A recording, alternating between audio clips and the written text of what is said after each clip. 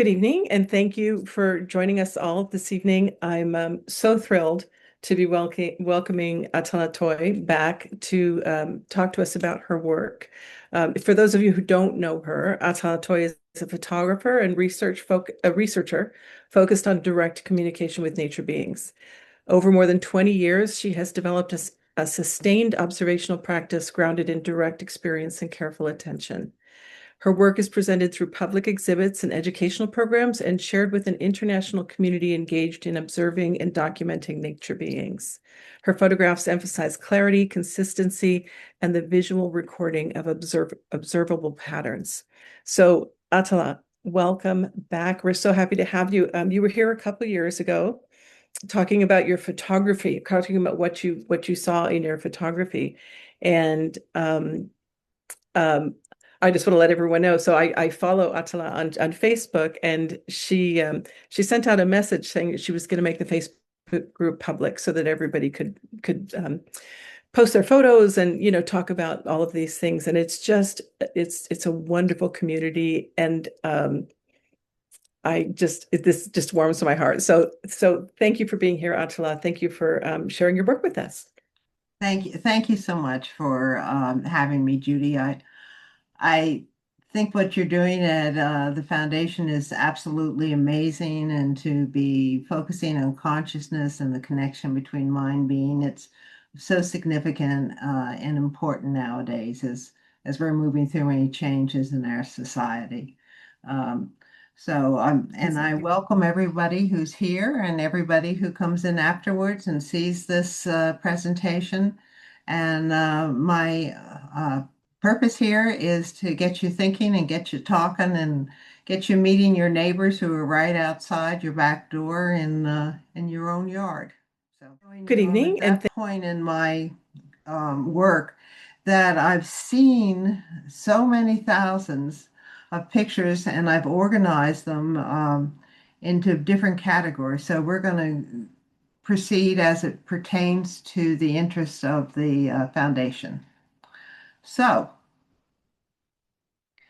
the foundation has articulated a central question. Does consciousness arise from the brain, or is consciousness more fundamental within creation itself? So I'm a lifelong student of consciousness, and this just intrigues me mightily. I'm a proponent of the second view, and my work with nature spirits indicates that creation is uh, very diverse and permeates throughout. So let's start looking at it. So nature beings are an externally experienced and complex society. And throughout history, sensitives have reported these beings. And we have marvelous stories, fables in every culture, wonderful pictures people have drawn, sculptures. But the scientists and people who are matter oriented always say, well, that's a very good imagination. And this always distressed me. But using digital photography, I can record these beings' visible forms as they appear in the natural world. This is something I've always been able to talk to beings of other realms. And eventually they asked me if I wouldn't learn this new technology that was able to see some aspects of their society.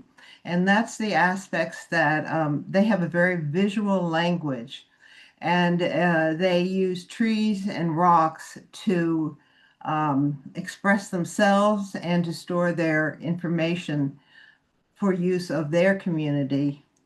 As we know, those of us with a Celtic orientation, the Celtic tree of life, the roots are in the underworld, the trunk is middle world, and branches are the upper world. So it's a recognition that trees bridge all these dimensions. And this is an access point for those of us who are trying to understand and see what the nature being society looks like. So When you first start doing this work, which I would love everybody to do, and come on over to my Facebook group, Nature Beings Around the World, and post your own photos and see what other people have done. And the more we share, the more common this knowledge becomes and enters our human world consciousness. So we expand. But when you're first doing it, you have certain things you have to learn. Like on the right, this is Bell Rock in Sedona, known as a male vortex. And when I went there, I could see all these male forms, but I had to learn. You have to learn, well, do you stand away? Do you come close? Don't get too close. It's finding out how to frame this information that you're capturing on film. And the other thing that is when you're a neophyte, and we all love orbs and plasma and all of these wonderful uh, vaporous forms, people always are sending me images and they say, look, I got an orb, I got an orb. And I always hate to disappoint them. But when you have a bright spot in a photo, uh, usually the light is hitting the sensors of your computerized digital camera, and it throws a spot of color somewhere else. Usually it's going to be blue or green. And one way that you can see, it has nothing inside, just a color. And this image is flipped up and it's flipped horizontal. So you'll see that here, there, here, there. So that's a good indication when you're just coming in and doing this work to be careful that you're definite about your images. So as you get a little more experience doing this work, you learn this is a very good distance for these military beings that are in Bell Rock. If you'll see here, there's one warrior here with his face, and there is another warrior here looking this way, eyes, mouth. Another warrior here with his helmet, his eyes and nose and mouth. Another one looking forward. So they're looking in all directions, good military unit. And they even have a dog. So everybody loves dogs, every dimension. Now over here, this is a real orb. So when you think you have an orb, and an orb is this round sphere of light that appears sometimes in your photos.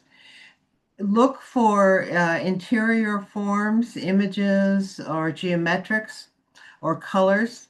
So here I was taking photographs of a beautiful route in a local park next to a child's playground, and not thinking about orbs at all. And all of a sudden, I heard a wish as I was taking photographs. Whoosh. And when I got home and I opened this up on the computer, I found this beautiful orb with a Buddha-like figure here and chakras going out. And I recalled that as I heard the wish go by, this voice said, I would be much more beautiful if those little boys wouldn't pee on me. So I went like, okay. And then you can see here, there's no information on this side because its frequency has been degraded by the situation it was enduring. A very graphic example of how humans can affect nature beings. All right, let's see. This is okay.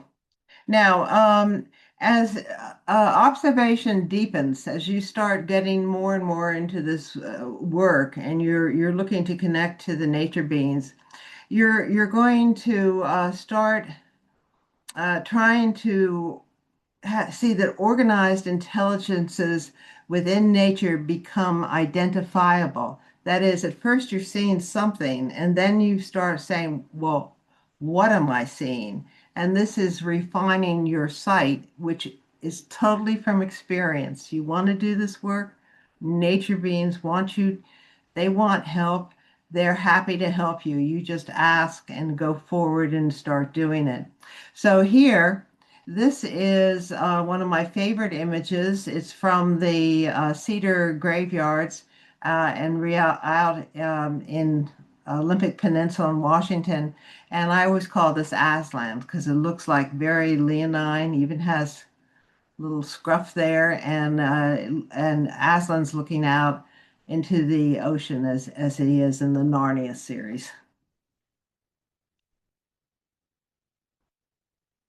So, as images begin accumulating in your personal catalog of photos, patterns start to repeat.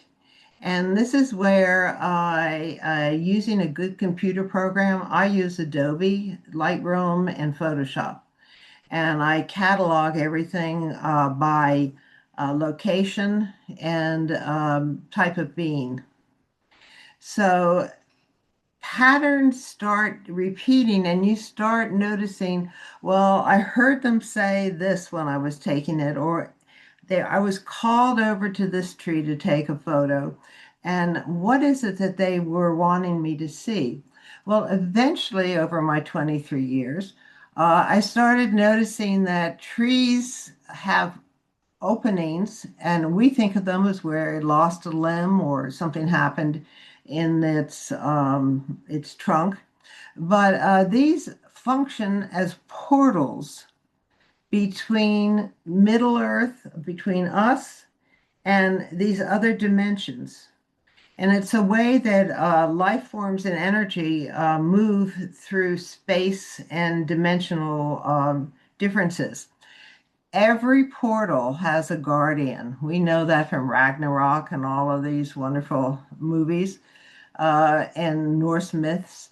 The guardian, who's always somewhere around here, and you just focus, good place for you to start. Go to one of these places and just focus and see what image somewhere is. It gives you kind of a clue about the energy on the other side of the portal.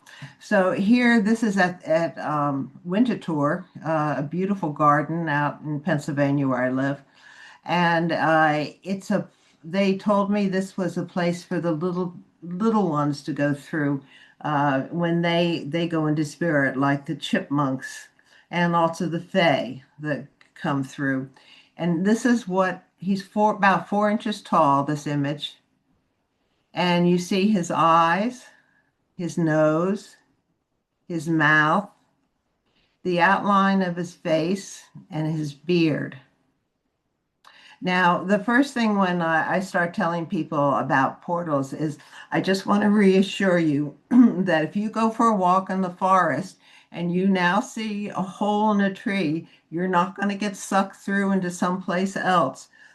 They don't want you going through, and they have a guard there that will prevent you from going through unless you belong there. So don't have any concern now that you know about this when on your walks. Now, as observation is sustained and it's refined, and you're looking at your work and you're seeing what, and you're listening to what you're being told, the presence of a sophisticated nature being society becomes clear. This is one of my favorites. I really like the Guardian of Place. He lives at the Garden of the Gods in southern Illinois, about 15 feet long. It's a lysing bands, and that's sandstone with iron, and it was underwater when it formed. And this is, they're all different levels of nature being artists. This is a master artist who has created a complex story. And I often will graph out what I photograph so you can see. So here, this is the guardian, and he is honoring the woman who loved him. There are quite a number of stories about nature beings and humans. So, the Shakespearean stories, there's an element of truth in all those. There are stories of the nature beings who have longer lives than the human beings, and they often will do an image honoring a mate that has died. So here he's honoring this woman who loved him all her life, and in the best Picasso style, the nature beings have a limited canvas, so they are masters at layering images, intersecting, and when you shift your frequency, you'll see something else. So look carefully here, right in here. Here is a young woman with big eyes and a pretty smile right here. Now shift your vision, and here's an old woman with one tooth, a crone, and her chin here, and she's bending over. But her hand is dreaming of her love for this young guardian. And here he is, his bare back, tush, and his legs. And up here is the image of what he looks like. So this is so complex. And when I lived in Illinois, I would try to get back down to Southern Illinois just to go and commune with this very fancy guardian of place who had mapped out throughout his area of responsibility all these beautiful images. It's very nice once you start getting to know the nature beings, and they take you on lots of adventures. But getting back to consciousness, all right? The As our observation is accumulating, and we have this wonderful device of digital cameras and computer technology, so I can print this image of the guardian of the ruins at Sheldon Church in South Carolina. And for some people, this will show you these beings are real. So he has a monk's garb, and he stands at the entrance, and anybody who goes in to that church area has to pass under him, under the veil of energy that he has created for protection for there. And you see his eye and his nose and his beautiful mouth and his chin, and then his monk's garb up here. So what I want to show you is a progression that you can make as you're studying this consciousness that is totally outside of the human mind, imprinted in places that I can take people, and you can take the same photo I take when I show you how to do it.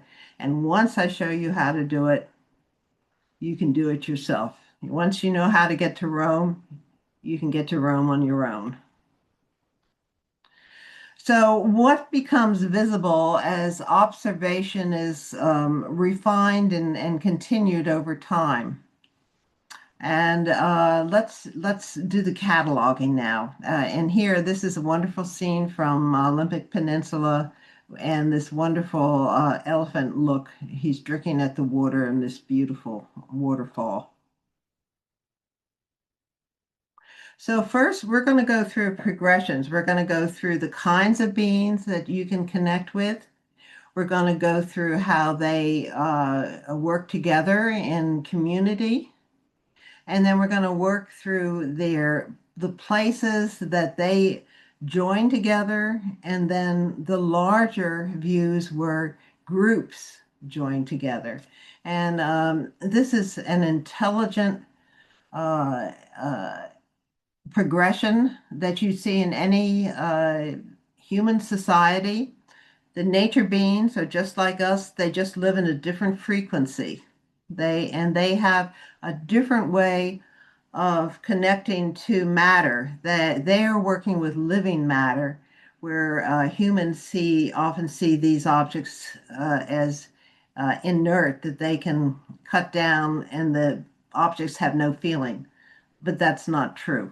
So the kinds of beings, and just to show here are some more portal beings.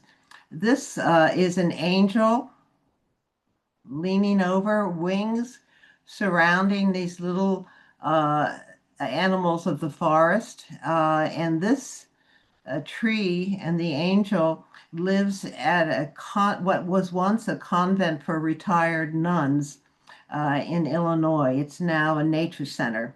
And so that this old tree has that energy of the protective angel. And this over here is the more when if a tree is really, really important and is having problems, a lot of energies come in to help it. In this case, this is the last elm of a colonnade of elms at Longwood Gardens, and it's right at the entrance. Everybody loves this tree.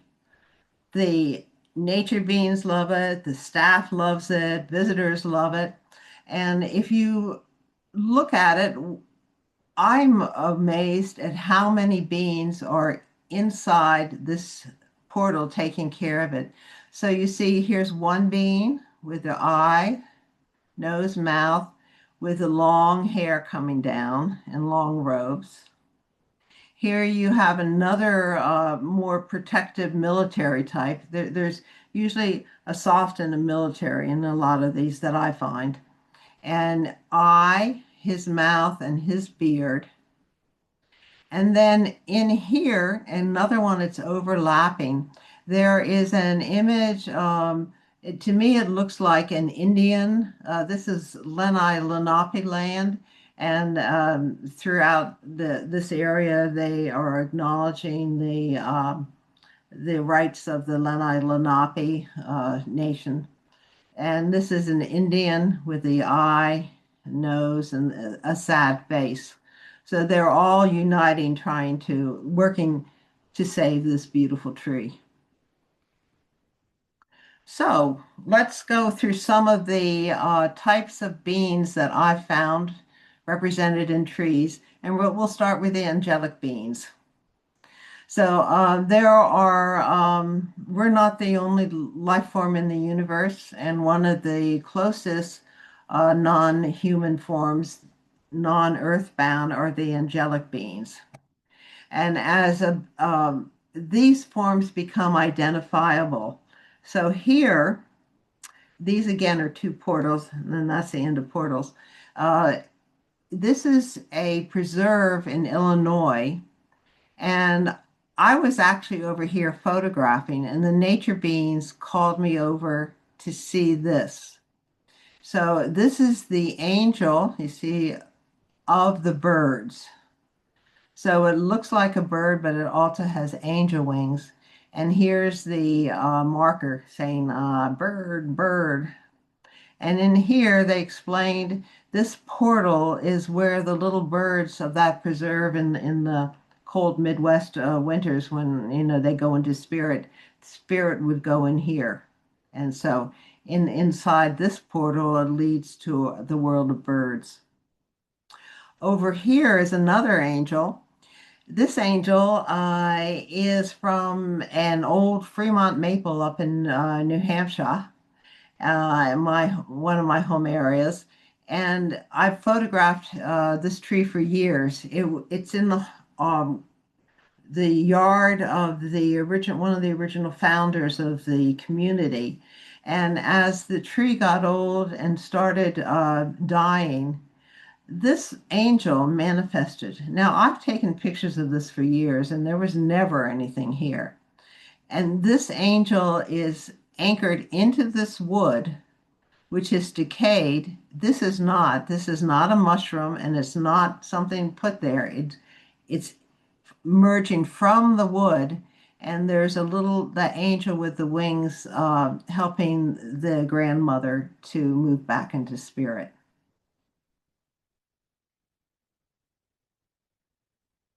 There are a lot of animal forms in nature, and here are some that uh,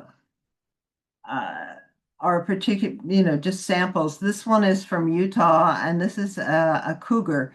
The um, the rock beans in the Utah area, Colorado, throughout the that western southwestern area, love cougars and mountain lions. And I think it's because they're kind of like their version of dogs. They're out wandering and climbing through everything and have a very joyful, free existence compared to a stationary rock. And so they'll often carve these images.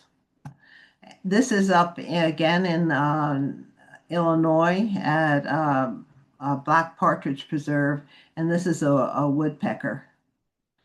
So there, there are several ways that the nature beings work with form. One is they are expressing their own existence, and the other is they're expressing a message or something that if a tree is stationary or rocks are stationary for hundreds of years, they have a lot of time to observe what's going on around them. And out of their observations, if something intrigues them, some of them will start fashioning an image of that situation as they seek to absorb that energy into themselves. So in this case, they're fun. In other cases, when I've taken pictures of areas where there's been wars, and the nature beings are will hold a soldier of in their space, feeding it love. And this is their remedial work that they're doing on the land to correct that land grid. Because whatever we do on the earth, it sinks down through the layers. We do it, the nature beings have to clear it up. So uh, it's one of the reasons why the nature beings asked me to please do this work to let people know that nature is alive and that we need to be more thoughtful in how we interact with it. What we do affects the land and affects all of us. So sometimes the nature beings will create an address marker in a tree or a rock. This serves as their address and also as their base on Earth. The ones that I've most photographed have been elves and gnomes. They particularly like are interacting at a very solid level of consciousness, so that intersects more with what we humans can see, where some of the others are more ephemeral or of the air, and they don't manifest in a way that I can record. I'll leave it to somebody else. Somebody else will figure that out. So here's an elf. Now, this elf is the guard, the military guard for this area. This is out in Estes Park areas of Colorado, and he's looking out on guard, protecting the open plain that's beyond him. And you can see here, here's his elf's ear pointed. Comes up here, that's his head. Comes around, here's his eye. Here's his nose, his mouth, and his chin. So it's like a middle-aged elf, a chieftain in his prime on guard. Now over here, this is a Chinese elm, And I'm on a in a community that was founded by Quakers, and the image of Quakers with their little bonnets and tie there and very sweet and gentle. Well, this tree manifested a little tiny image of a little lady in a bonnet. Here's her eyes, her nose and mouth, her little chin, and there's the bonnet that goes around her face.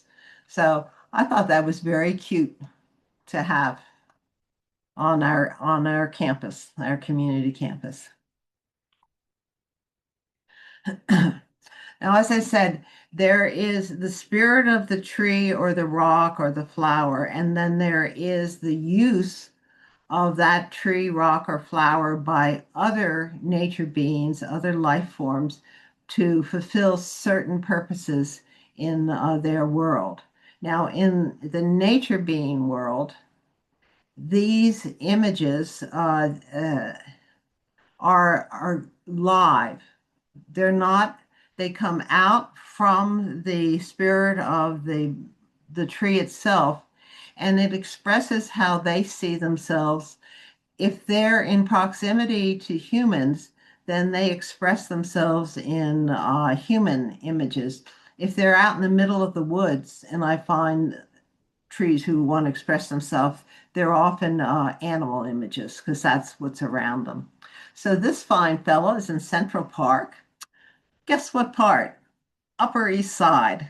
Very fancy people. And he has the proper attitude. So here's his eyes, his nose, and his mouth and chin. And he just a touch haughtiness, just to fit in with his culture. So this is a London plane tree. I love London plane trees. They're very expressive. And over here, well, who doesn't like orchids? And when I visit conservatories, I always visit their orchid section. I love the little beans. They're so happy. Everybody loves orchids. They're like dogs. People like dogs and orchids, and they have such happy little faces. So here's the threesome. They each have their own personality, but their eyes, their nose, and their mouth, and their Jay Leno type chin. So they're very cute. And then there are rock and subterranean beings. Now, so this is another different energy. Uh, and again, this is a gnome, and this tree is his address marker. This says, this is my address marker. I'm leaving my living image in here. And you can see he's also at the convent I mentioned. It was a very active convent area. So his eyes, his nose, his beard, and his hat. Now, they put their energy, a living energy, in this image, and they anchor it in a tree in cooperation with the tree. But this is not the gnome. This is the gnome's energy and anchor. The gnome is wandering around all over, but he's responsible for the health of that area, the underground health. And if anything happens around that area that's affecting that health, he'll be there instantly to do what he can to remedy the situation.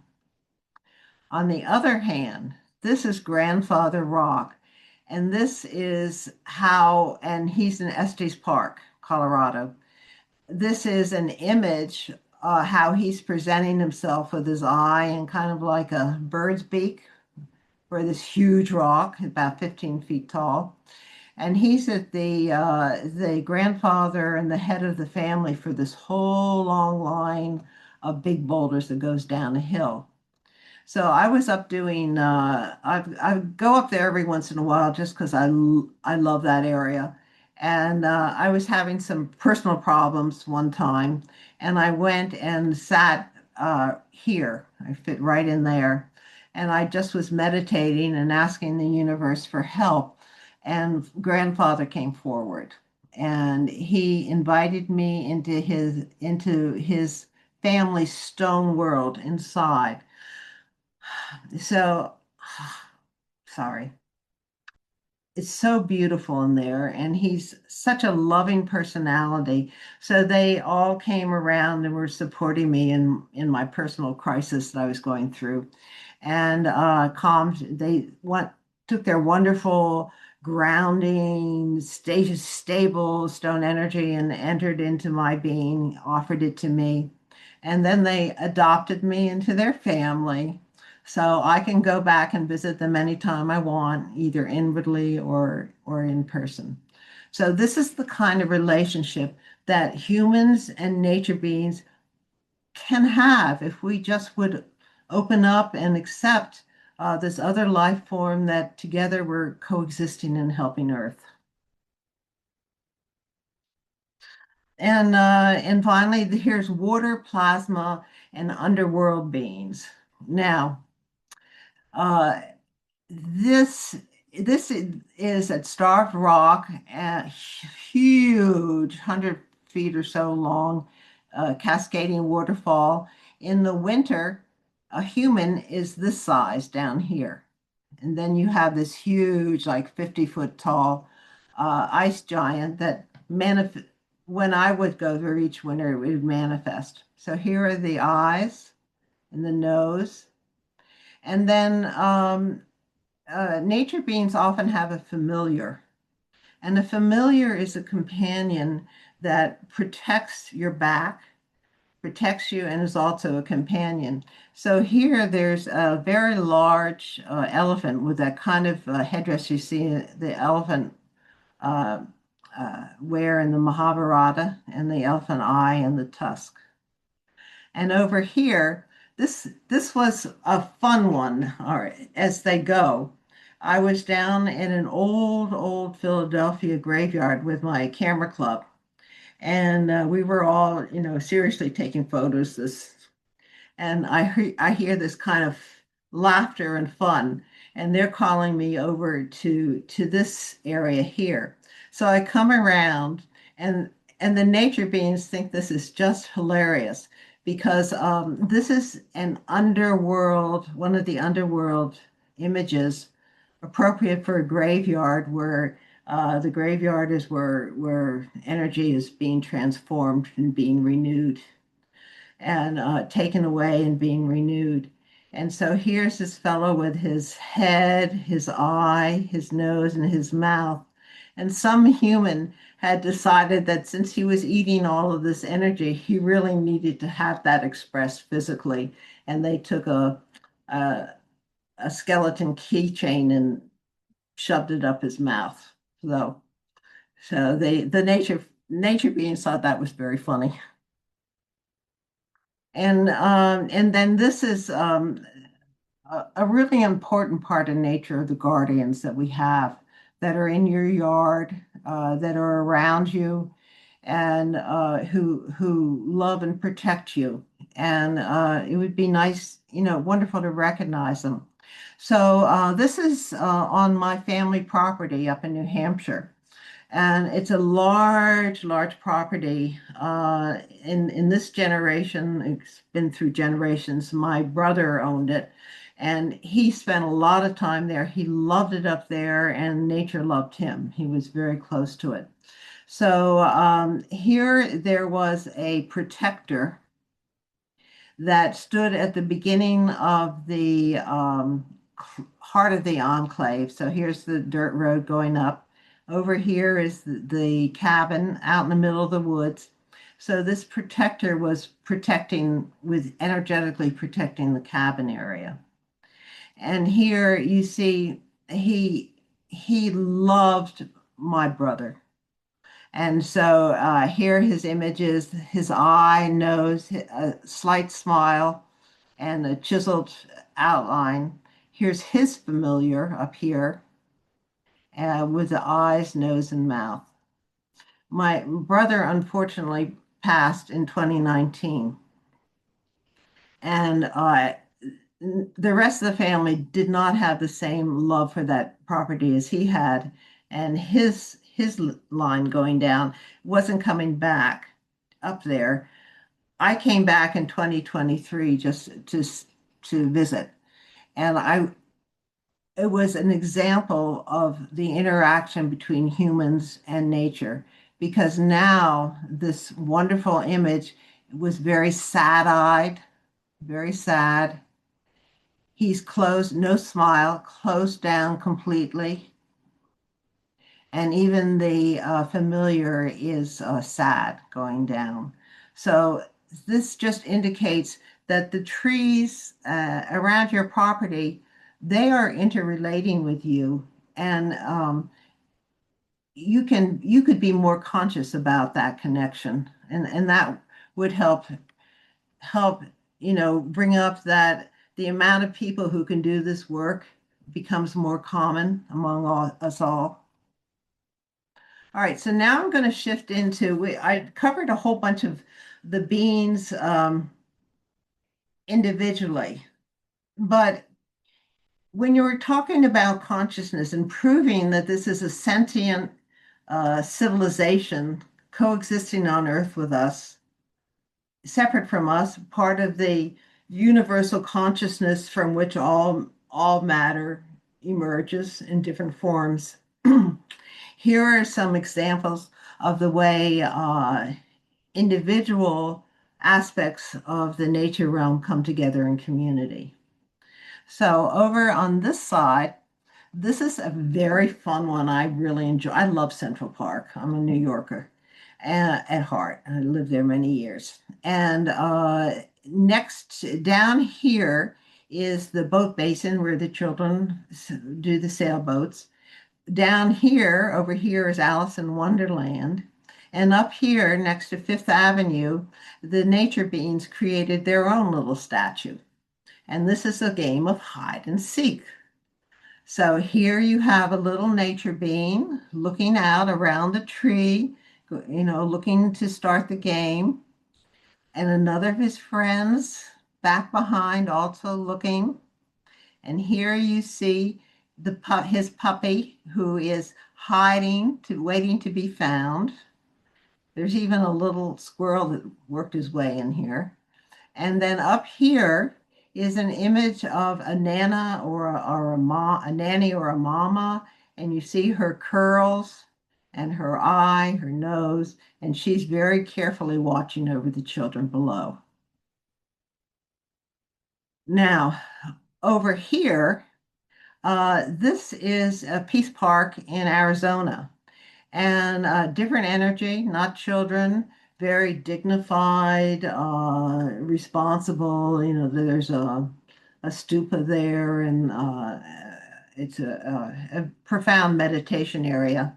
And these huge, huge beings, these cliffs, are in the background. So which came first? Well, obviously they did in this case, this dignified area that attracted the people interested in peace and setting up a peace park. But you can see here is the eye, head, eye, nose. Here's the chin and the helmet coming down. Here's another being with eye and nose and profile, and another military being up here, also with a helmet and a being facing the other way. So these two are front and back. So this is all different sizes of communities, but conscious coming together to perform a common act. So that's intelligence in action. If these are real beings, then they have emotions too, and the emotional range that I've recorded in the nature being realm is quite extensive. It goes from love, joy, tension, hate, anger. So here are two extremes. This wonderful, about 10-foot tall rock outcropping exists in the Garden of the Gods in a rest area, kind of a rest area where children and adults, stop and they sit on the rocks and they drink their water and go about Children love to climb on this. It's allowed, and the rock beans love it. They love it so much that their favorite bean, the cougar, remember that cougar I talk about? Well, here's an image inside a heart indicating their love for all the little ones. And in here is a baby cougar. Here are his eyes, his nose, his chin, one little ear. And he's lying down, all cuddled up. There's his tail, and here's his chest with his arm down. Over here is the one of the few really angry trees I've met. Really has a chip on his shoulder and just as angry. Now he's in the woods in the community where I live. And the reason he's angry is that the property used to be a large farm, and out here was a nice field, all nicely plowed, and he got lots of sun and uh, enjoyed his life looking out. It's all grown up. He's kind of penned in. He has no view, and it's all scrub growth. And he let me know when I went by that he was not happy with the way he was being treated. And here you can see his scowl. So it's up here. You see that scowl with the eye, another scowl, his nose, and his downturned mouth. So he didn't like there are rocks and trees around his base. So I did the best I could kind of cleaning him up, but he still when I go by, he goes like, "Ugh." So I just wave and let them be, grouchy old men are grouchy old men and whatever their species. Relationships, um, there's friendships and nuances that are being expressed throughout. So depending upon the level of the artist or the level of development of the being, you'll get different levels of complexity. This is down at Chiricahua in Arizona, and I love this one. This is like having owned a store. It's like leaders and courtiers.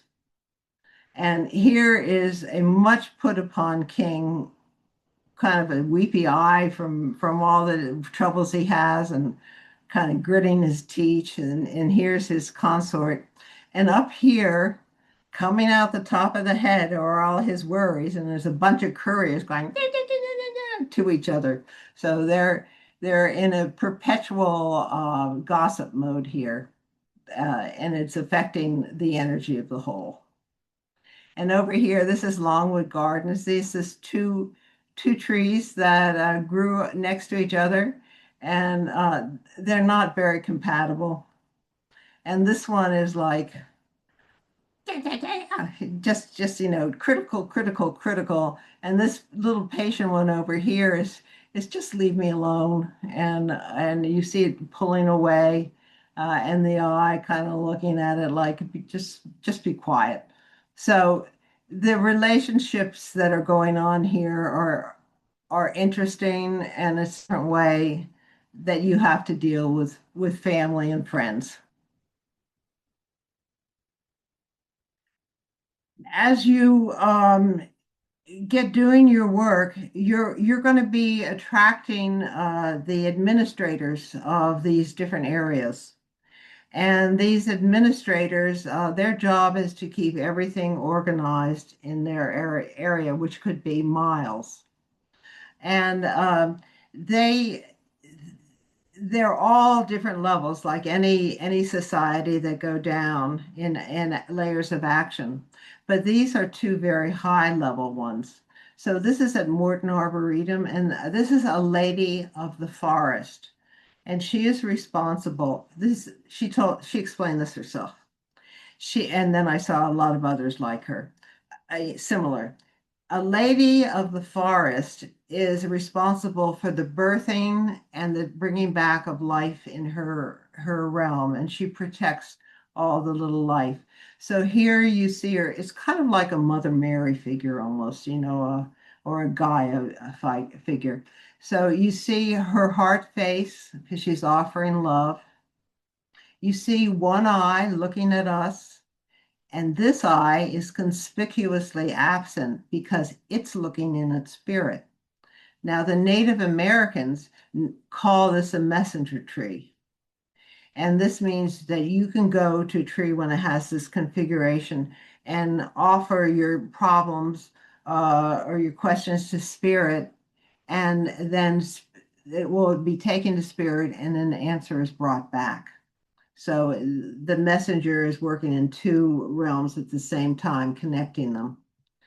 This lady of the forest has a headdress and a long veil, and she is birthing forth a baby bird. So you see the eye, the beak open up to sing, coming into the world, a little chubby little belly, and his wing. Over here, this is a wise elder from the Hoh rainforest. And if any of you've seen The Dark Crystal, the Jim Henson movie, I swear he must have come here. He must have connected to this energy. Does this not look like I'm going to butcher this pronunciation, a uru? The beings that are going through, the good ones, and their dark side is back here. See this? So the uru is smelling the presence of the darkness, and here is the darkness approaching. Now, what a story. They led me to take this photograph. I'm just so grateful to be a partner with them in showing people these amazing stories that are existing all around us. And here are places with complex purpose. These are specialized sites. So not only do we have the individuals, the groups, the larger groups, but we have very complex purposes where many people and many groups come together. So this is a sacred site that it's silent because it's interdimensional. It exists in Starved Rock in one of the canyons. And it was sometimes when I would go there, I would look and try to see who was there because there was obviously life forms there, but they weren't seen in our dimension. And I could see forms moving about, but I couldn't make out who they are. Like nature being dimension and human being dimension, we may occupy the same place, but at different frequency levels. And as we start moving up in consciousness, as we start merging, we're going to be hitting a lot of issues that's going to make working the United Nations seem simple, because we're going to have dimensional problems coming up. But in here, altars up here are the effigies or the beings that are being, like as statues in the church. In between is a portal. So this is a church community that belongs to some civilization in some frequency that is coinciding and overlapping with ours. I have not yet figured that out. And then here you get even larger and you get into the earth itself. And the earth, it looks solid. I was at one point vice president of the dowsers. Dowsers are really, really good at working with earth energy lines. So here's a sample of the living energy that forms grids and formations on the earth. So this here, these are transformation trees. And a transformation tree is a lightning struck tree that can be used. It's called a transformation tree And if you need to have something changed in your life, or you're going through a lot of change and you need to settle somewhere, you can go work with one of these trees and get help. So I often, when I lived out in St. Charles, I would take people here. In between, these two trees are so near that they create a curtain of energy. So you could stand here, just calm yourself down, walk through, and it's like getting a psychic shower. So, and you come out the other side much more cleared. Over here on the same property, the nature being showed me this. There was three sinkholes. I filmed it when there was snow, otherwise you couldn't see them. And they explained that these were negative vortexes that I could use and people could use to drop any chaotic energy or negative energy into the earth to clear ourselves. And we wouldn't be doing, it wouldn't be, oh no, I don't want to hurt Earth. No, you would be helping Earth because the energies, uh, it feeds on negative energy. So when you feed it negative energy, it opens, it takes it down, it clears the whole area of negative, it keeps it active, so it's working. And then you don't want to be in a vortex, in a void. Then you go over to this pine tree, in this case, different each case, and you put your hands against there and let the electromagnetic frequencies of the pines just come down and fill you with its soothing energy. So people always enjoy that in workshops. And there are three different frequencies. You can just be in one, or this is low, middle, and high. And you can go through each frequency. So this exists in your own yard. If you see a patch in your yard that you just can't grow anything in, it's just a bare space. Or if you have briars there, those are negative energy places that you can make use of. Instead of trying to over fertilize, close it up, open it up, use it, find another place on your property that has a positive energy coming up, and then you can balance that, or you might find it if you have a small plot on somebody else's property, two houses down. But there will be a balance that you could work with. Very good. Again, this is consciousness, not in our mind, out there. It's experienced by many people who go. You can say, what do you feel? And they will feel the same thing. It's action of different aspects of consciousness in the universe. There are also nodal points. As I said, the Earth looks solid, but it's a series of grids, energy grids. And the multiplying of the energy grids make Earth looks solid on an energetic level. Those grids hold specific types of energy for everyone to use. And so here they have to anchor down into the earth to hold them stable. They will often choose a tree or a rock for this. In this case, we have the ape energy. No apes around here, right? They're from Africa. But this tree in Central Park, I call it Planet of the Apes. Here's an ape template with a rather unaware human image below. So the ape is holding the template for humans to use. And here is an ape in rocks in California. And that's at a college. So it's holding template for the young people to absorb into. We have contracts and treaties. And this is at a really huge level now because these are contracts, legal legally binding treaties made either within the nature realms or with other communities. This is one of the most complex, and I like to show this one. The nature being showed this to me from Garden of the Gods in Colorado Springs.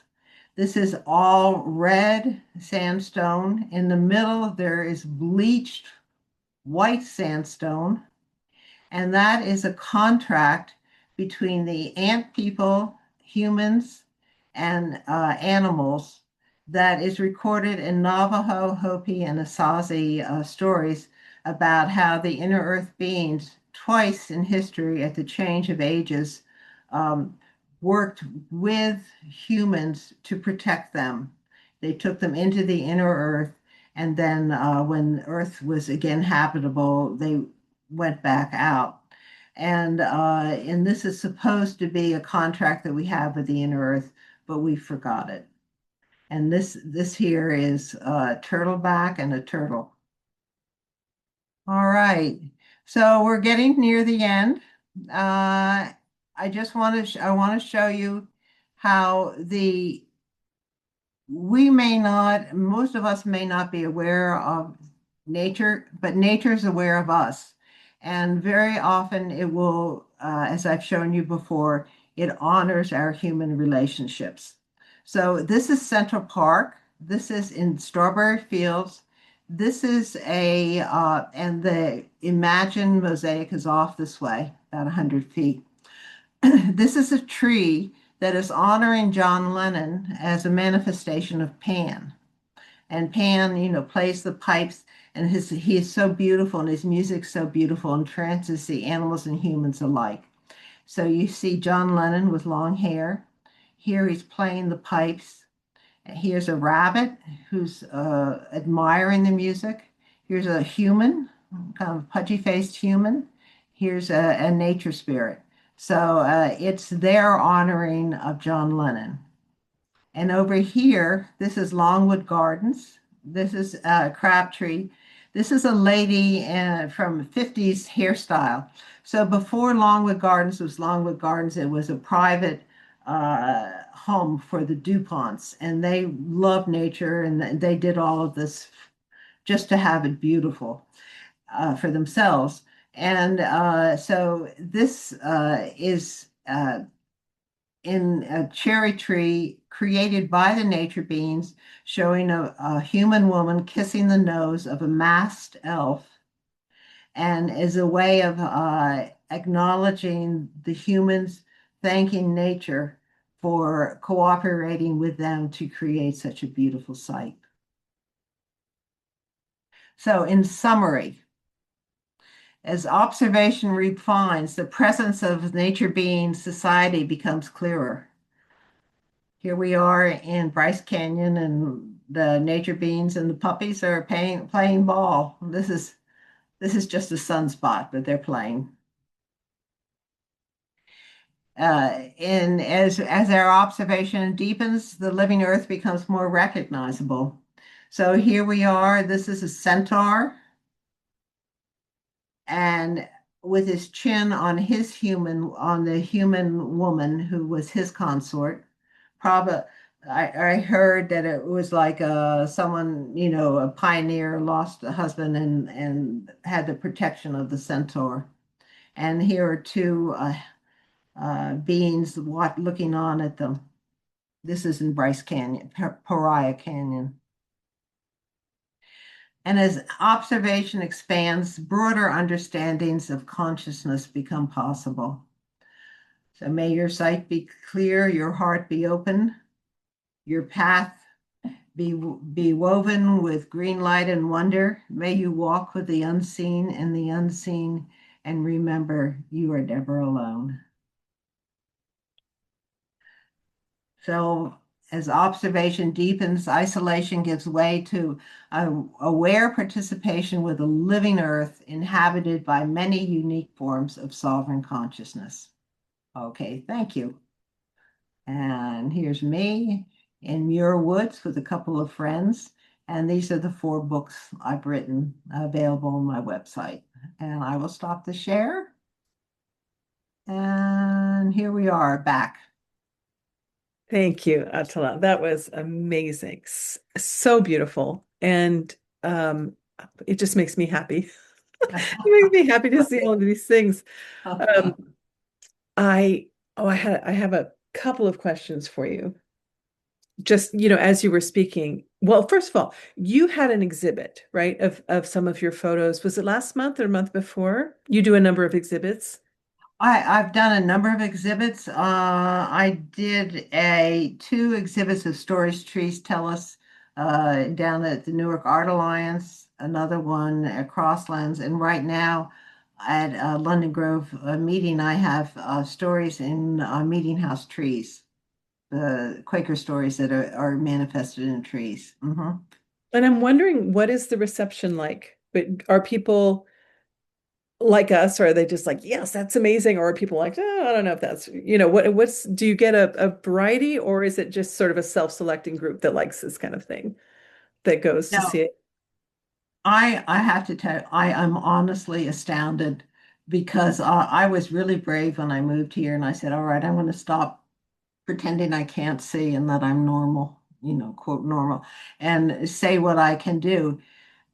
People here keep coming to me and telling me how they talk to trees. They found a tree, would I like to see it? People are so receptive. I'm blown away.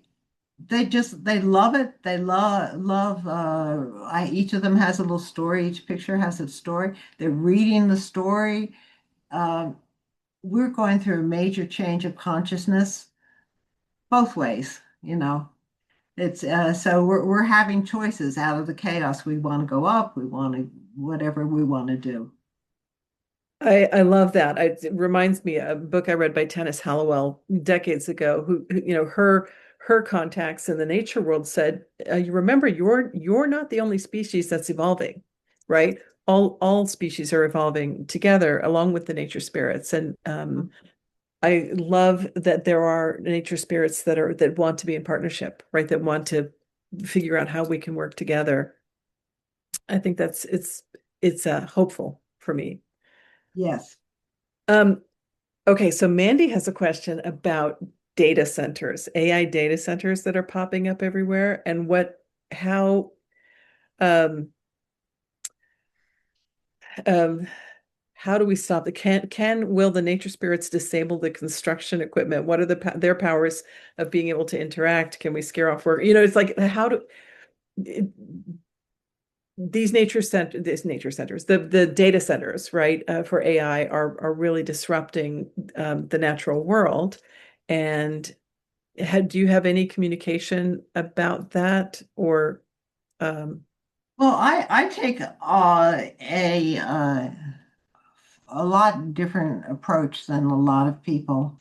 Um, the AI is another form of consciousness that's evolving and that is aware on its own level. And it it's where we're going in the future. I mean, it's a creation of humans, just like humans are a creation of whatever. In all of the ways that we're interacting with nature, we need a different form of energy, which is going to be evolving just out of necessity. Um, but the idea of uh, these life forms, honestly, if they're treated with respect, they have a very good use. It's a very good service. So sorry, my view is a little different. that's really interesting. Different consciousnesses, right, that Mhm. are emerging on the planet. It's a very interesting take. Um, yeah, it seems there is something about that in our future. So, um, yeah. Be good. I think as it's evolving, if we want to avoid the matrix and all that kind of stuff, we might try being friends with this evolving life that we have created, we humans have created, and it's another way that it's being pointed out to us that we're part.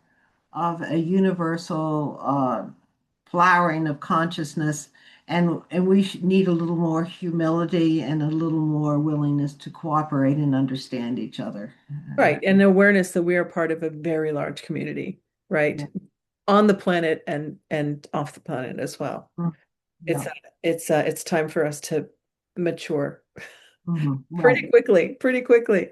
Um, when you were talking about the water spirits and how these images are coming up in water, and a couple of times when the images reflected the nature of the space, right? With the woman with the bonnet and what they're reflecting, the people, the society that's there.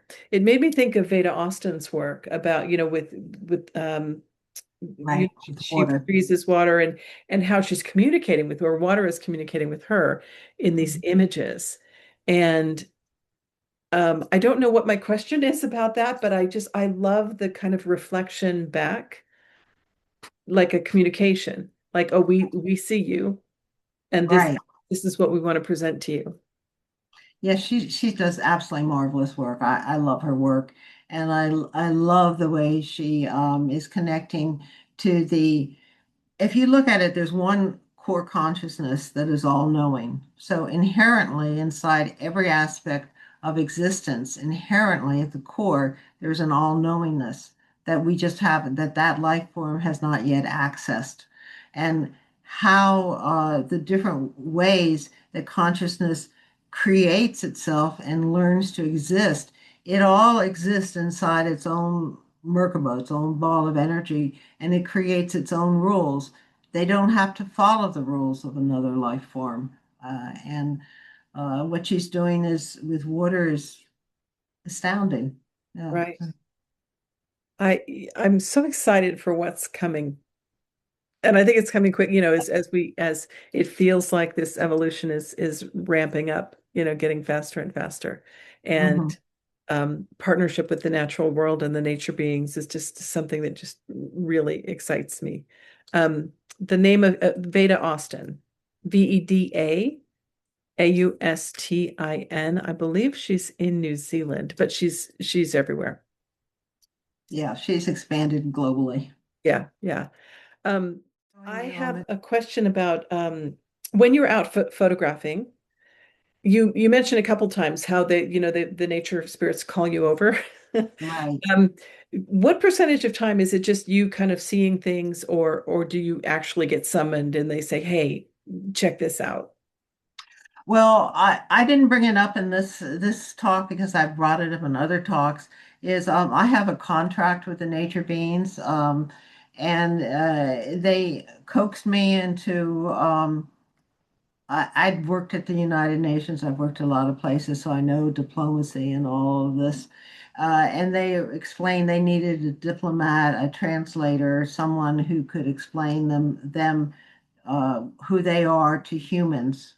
And so they put a contract when I accepted, after reluctantly at first, into my heart center. And they said, when you go, you have a protocol we want you to follow. You are an official photographer for us. You go to a place, the first thing that you do is you greet the chief administrator. Even if you don't think you can hear them, you stop, respectfully greet them. They can hear you. And then you open up and you show your ahimsa, non-harm. So for anybody to be non-harm, your wish to cooperate. So they see the contract. I have a contract to photograph, and then I say, please, whoever wants their photograph taken, let me know, and I'll take your photograph. And then I walk in, and then I'm called uh, to where it is to go, and then in cooperation with that nature being, I take their photograph and I listen to their story to share. I love that they gave you a protocol. Hmm. That's great. I have also been told that when I go to a space that I'm to greet and just to kind of humbly say that I'm there and to greet the guardians and ask perm I it, for me it came through as ask permission, but it's it's not quite that. I can't really say much more than that. But That whole combination of ask permission, express humility, offer service, you're equal, mhm. it presented as a whole Merkaba of qualities and, expressed interdimensionally. Yeah. I think, yeah, it's just sort of being respectful, right? Hmm. Yeah, I love that. I will end here. I think that there is an ancestral remembrance in our bodies that at one time we were closer to nature, right? And I think we remember and we want to get back to that. I think that's part of our evolution is to return to a state where we're communicating as partners. Yes, that's another whole talk that I do Oh, wow. on sacred geometry and cycles of time. And it's understanding that we're in a large cycle of time, kind of the Aztec Mayan thing, you can think of it, or the yoga, the yugas. And it spirals forth, but it comes back to the start.